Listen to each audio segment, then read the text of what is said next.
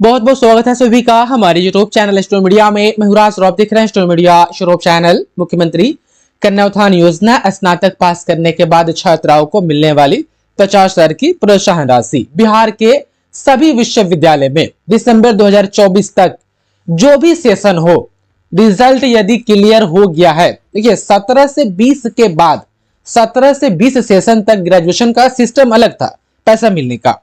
उसके बाद से 18 से 21 से पूरी नई सिस्टम नई व्यवस्था आ गई।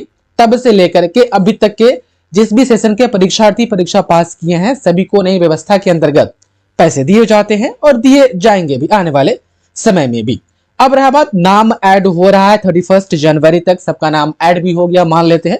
कुछ का हो रहा है, कुछ का होना बाकी है और जिसका बचा हुआ है उनका भी नाम ऐड हो ही जाएगा। उसके बाद से 15 फरवरी के आसपास मुझे लगता है कि ऑनलाइन आवेदन करने के लिए, नाम ऐड होने के बाद ऑनलाइन आवेदन करने के लिए आपको समय मिलेगा। और आवेदन जब कीजिएगा तो उस वक्त आपसे कुछ बेसिक डिटेल्स मांगे जाएंगे, कुछ डॉक्यूमेंट्स अपलोड करवाए जाएंगे और सबसे इंपॉर्टेंट चीज कि जो पैसा आपके खाते में भेजे जाएंगे वह खाता आपके आधार से सीडेड होना चाहिए। फर्स्ट टाइम जब भारत सरकार डायरेक्ट बेनिफिशियरी सिस्टम लाई थी, डीपीटी टेक्नोलॉजी, तो उस वक्त था कि जो बैंक अकाउंट आपका आधार कार्ड से लिंक है उस बैंक खाते में पैसे डाले जाते थे।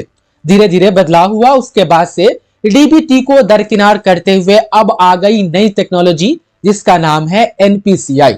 इसमें यह होता है कि आपके खाता नंबर पर पैसा नहीं डाला जाता है, आपके आधार नंबर पर पैसा डाला जाता है।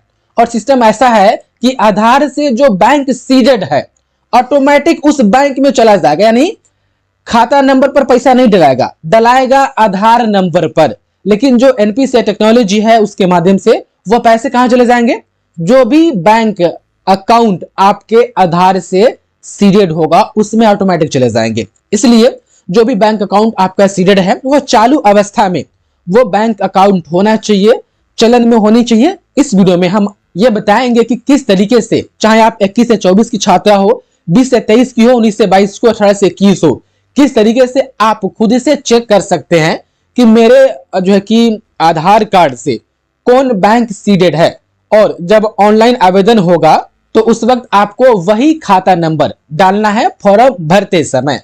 तो चलिए हम आपको बताते हैं किस तरीके से आप चेक करेंगे। देखिए डिस्क्रिप्शन में लिंक दिया गया है इस वेबसाइट का, आधार कार्ड का, जो भारत सरकार का ऑफिशियल वेबसाइट है आधार कार्ड वाली, उस पर जो है कि आपको जाना होगा। डिस्क्रिप्शन में इसका लिंक है या आप सर्च करके भी आप यहां पर आ सकते हैं uidai.gov.in, आप देख पा रहे हैं। अच्छा यहां पर आइएगा तो बहुत सारे ऑप्शंस मिलेंगे, जैसे देख पा रहे हैं आप यहां पर माई आधार है, अबाउट UIDAI है, इकोसिस्टम, बहुत सारी चीज है।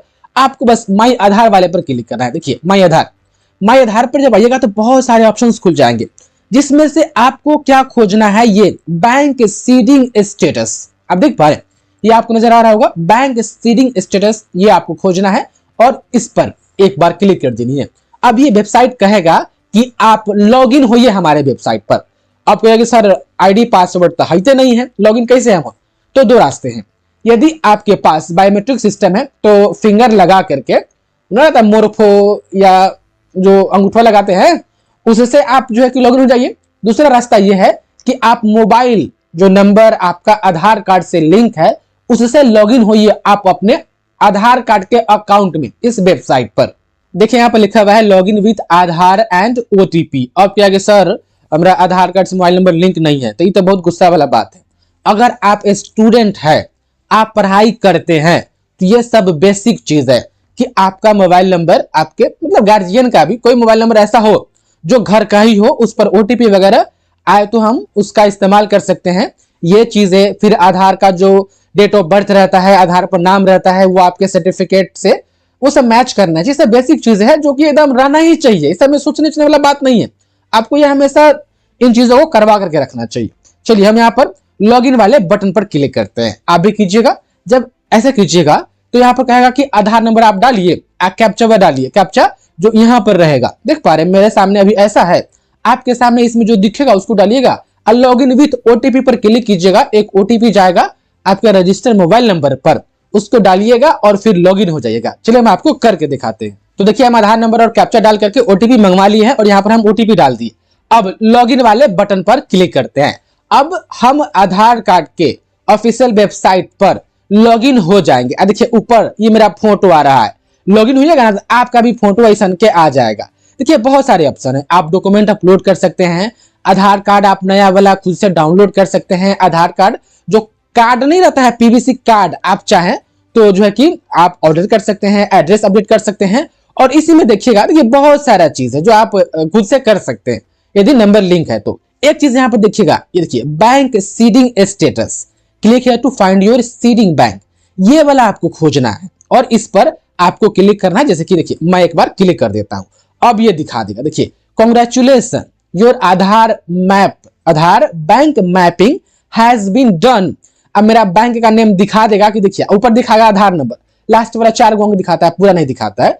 और ये दिखा रहा है कि मेरा, देखिए हम अपना चेक करके बता रहे हैं, एक प्रोसेस बता दिए कि आप लोग खुद चेक कर लीजिएगा कि देखिए bank name bank of India, मेरा स्टेट बैंक में, इंडियन बैंक में और बैंक ऑफ इंडिया बता दे रहे हैं, तीनों में खाता है। ठीक है, वो लेकर मैं खुलवा लिए थे 2-3 गो में, वो अलग बात है। अब देखिए लेकिन लिंक एक के गो बैंक है, हमारा bank of India he link है, बाकी 2 गो नहीं है, वैसे ही पड़ा हुआ है। अच्छा यहां पर है बैंक सीडिंग स्टेटस, याद रखिएगा जब भी आप चेक कर रहिएगा ना तो यहां पर ये एक्टिव होना चाहिए, डी एक्टिव नहीं होना चाहिए या डी सीडेड नहीं दिखाना चाहिए। ठीक, यहां पर एक्टिव दिखाएगा ना, बेफिक्र रहिएगा। यही वाला खाता आप जब कन्या धन योजना का फॉर्म भराएगा तो उसमें दीजिएगा। और लास्ट अपडेट डेट ये दिखा रहा है कि आप कब सीडिंग करवाए थे, तो हम खाता 2014 में खुलवाए थे। देखिए 2017 में जो है हम बैंक सीडेड करवा लिए थे, अपना खाता नंबर ऐड करवा लिए थे, आधार मैपिंग वगैरह भी करवा लिए थे। तो बस आपको ऐसा ही आके चेक करना है। और ध्यान रहे यहाँ पर देख लीजिए कि आपका कौन बैंक खाता, बैंक का नाम दिखाएगा, खाता नंबर नहीं दिखाएगा, कौन बैंक आपका लिंक है और यहाँ पर एक्टिव है कि नहीं है, ये एक्टिव और ग्रीन टिक लगा रहना चाहिए। यदि ऐसा है तो तमाम स्टूडेंट कन्या उत्थान योजना के जब ऑनलाइन आवेदन होगा तो यही वाला अकाउंट दीजिएगा, आप पैसा उसी अकाउंट में आएगा। आधार नंबर पर पैसा डलाता है और जो आधार सीडेड बैंक रहता है खुद ब खुद ऑटोमेटिक पैसा वही में चला आता है। तो इतना याद रखिएगा और आप लोग चेक करके बताइए। जिनका नहीं है या जिनका सीडेड है वो एक बार कमेंट कर दे कि हाँ सर मेरा सीडेड है, मेरा आधार मैपिंग। देखिए ये वाला भी जरूर देख लीजिएगा, your Aadhaar map, Aadhaar bank mapping has been done, ये रहना चाहिए। ठीक है, ये दोनों रहना चाहिए। बाकी आप लोग कमेंट में बताइए कि आपका है सीडेड कि नहीं सीडेड है। अगर नहीं है तो फिर आप जाकर के संबंधित बैंक में वहां से आप सीडेड करवा लीजिएगा कि मुझे स्कॉलरशिप का पैसा आना है, मेरा आधार सीडेड जो है कि आप कर दीजिए मेरे खाता से। उम्मीद है कि चीजें आपको समझ में आई होगी। बहुत बहुत धन्यवाद आपका इस वीडियो को देखने के लिए।